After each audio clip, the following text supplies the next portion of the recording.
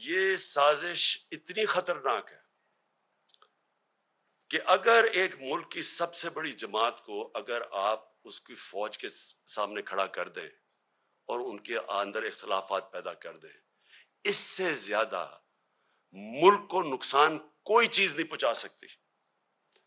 میں 18 سال کا بھی نہیں تھا جب میں ایسٹ پاکستان میچ کھیلنے گیا، مجھے یاد ہے 1970 مارچ میں، اور میں میرا فرسٹ کزن تھے بریگیڈیئر شفیق، ان کے ساتھ ٹھہرا ہوا تھا۔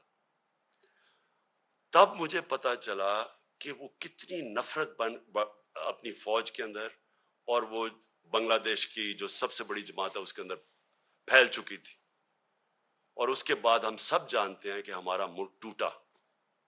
ہمیں پتہ ہے کہ ہمارا ملک جب آپ ایک سب سے بڑی جماعت اور فوج کے بیچ میں جو ہوا، یہ پاکستان کی تاریخ کا سب سے افسوسناک واقعہ کہ ہمارا ملک ٹوٹ گیا۔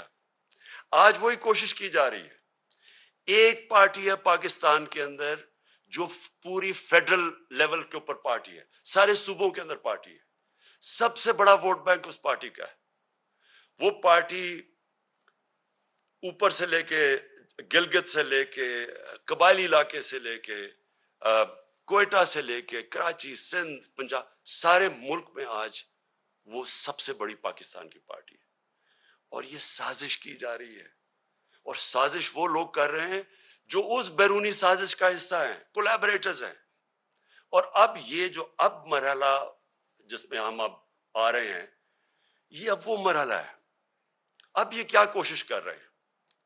پہلے تو یہ جو سارا پوری کیمپین کی ہوئی ہے کہ کسی طرح ہماری اور فوج کے بیچ میں ہماری لڑائی شروع ہو جائے۔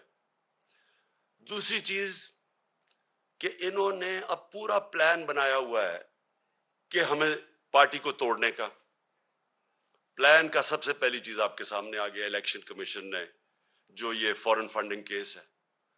اب فورن فنڈنگ کیس کے اندر کچھ بھی نہیں ہے۔ دوسرا یہ توشہ خانہ کیس ہے۔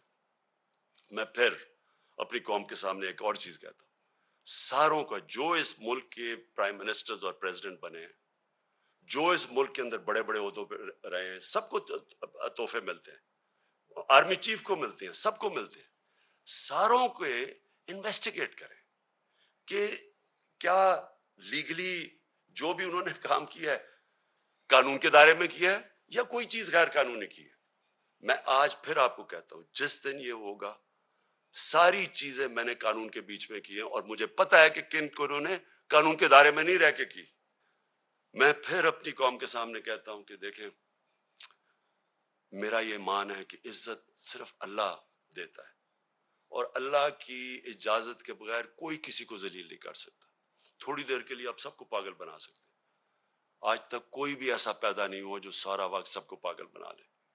مجھے صرف افسوس یہ ہے کہ یہ جو پروسیس کرنے اب جا رہے ہیں، یہ جس طرح کی اب سختی دکھا رہے ہیں، یہ جو ایک پورا ایک نیا کہ مسل دکھا کے تو اب ہم ان کو کرش کریں گے، لوگوں کو ڈرا دیں گے، دھمکا دیں گے، اب صرف ملک کا نقصان کر رہے ہیں۔ میں اپنی قوم کے سامنے کہہ رہا ہوں کہ یہ جو اب فیز آ رہا ہے ان کا، اس سے ہمارا ملک ڈیمیج ہوگا۔ ملک کا سوچنا چاہیے۔ یہ صرف ذاتی مفادات کے اوپر اور بیرونی جو چاہتے ہیں، جو وہ چاہتے کیا بیرونی، کیا جنہوں نے ہماری گورنمنٹ کرائی ہے، کیا وہ چاہتے ہیں مضبوط پاکستان؟ کیا وہ چاہتے ہیں کہ پاکستان ایک ملک بنے جو اپنے پیر پہ کھڑا ہو جائے؟ کیا وہ نہیں چاہتے کہ پاکستان لائف سپورٹ مشین پہ رہے، تھوڑے تھوڑے پیسے دیتے رہو ان کی؟ اور یہ مجھے نہیں پتا کہ پاکستان کی ایئر سپیس استعمال ہوئی ہے یا نہیں، لیکن بیرونی اخبار، ویسٹرن اخبار آپ پڑھیں تو وہ سارے کہہ رہے ہیں کہ کوئی ڈیل ہوئی ہے پاکستان کے اوپر سے، وہ ڈرون جا کے اس نے افغانستان میں یہ ڈرون اٹیک کیا ہے۔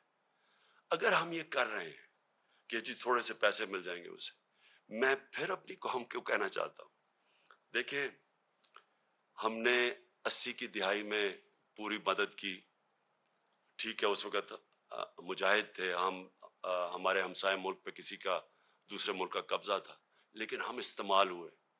جیسے ہی وہ وہاں سے قبضہ ہٹا تو ہمارے اوپر سینکشنز لگ گئی تھی۔ یہاں 50 لاکھ ریفیوجیز تھے پاکستان میں، یہاں کلیشنکوف اور ڈرگز آ گئی تھی، یہاں سیکٹیرین گروپس، ملیٹنٹ گروپس آپس میں لڑنا شروع ہو گئے تھے۔ اس سے پہلے اور پاکستان تھا، افغان جہاد کے بعد پاکستان بدل چکا تھا، پھر ہم نے ان کی مدد کی، اور سب کو پتا ہے کہ جب وار آن ٹیرر میں دھمکی ملی اور ہم نے ان کی مدد کی، کیا ملا پاکستان کو؟ اس سے $20 ارب ملا۔ تو جو نقصان پاکستان کا ہوا، جو 80,000 لوگ ہمارے قربان کیے گئے، جو ہمارے فوجیوں نے شہادتیں دی، تو کس لیے ہم نے کیا؟ ہمیں تب بھی یہ استعمال کیا گیا، دھمکی ملی، ہمارے میں ہمارے گھٹنے گوڈوں میں جان ہی نہیں تھی کہ کھڑے ہو کے ہم ایک خوددار قوم کی طرح ان کا فیس کرتے، ہم پھر جھک گئے، اور بڑی بھاری قیمت قوم نے ادا کی اس کی۔ چھوٹی سے ایلیٹ ہے جن کو وہ جو پیسہ آتا ہے وہ باہر بھجوا دیتے تھے، ان کے بینک اکاؤنٹس بڑھتے رہے، لیکن قوم کو تو نقصان ہوا۔ ابھی بھی مجھے خطرہ ہے کہ اگر ہم یہ تھوڑے سے ڈالرز کے لیے اس ایجنڈے کا حصہ بھی بن جائے، اور وہ اس ایجنڈے سے ہم پھر کسی کانفلکٹ میں پھنس جائیں، کسی قسم کے انتشار میں پھنس جائے ہمارا ملک، تو آخر میں ہمیں ماضی سے پتہ ہے کہ فائدہ تھوڑا ہوتا ہے، نقصان بہت زیادہ ہوتا ہے۔ میں آج آپ کو کہتا ہوں کہ ہم نے ہر وقت صرف اور صرف پاکستان کا سوچا ہے۔ ہمارے پاس اس وقت اسٹریٹ پاور ہے، ہم سارے پاکستان کو بند کر سکتے ہیں۔ ہمیں صرف کہ ملک کے معاشی حالات آج ایسے ہیں کہ ہمیں اپنے ملک کی فکر کرنی چاہیے، اور اس لیے ہر چیز مظاہرے بھی کرتے ہیں تو پرامن۔ صرف 25 مئی کو ہمارا پرامن مظاہرہ تھا جب انہوں نے ہمارے پر انتہا کا ظلم کیا۔ آج تک کوئی ایک بتایا کہ ہم نے اپنے ملک میں کوئی توڑ پھوڑ کی، کوئی ہم نے اپنے ملک کو نقصان پہنچانے کی کوشش کی، جبکہ یہ وہ لوگ ہیں جنہوں نے اور جو چیزیں چھوڑے، جو انہوں نے اس ملک کو لوٹ کے باہر پیسہ لے کے گئے ہیں، یہ کیسے محب وطن ہو گئے؟ تو میں آخر میں میں صرف یہ چاہتا ہوں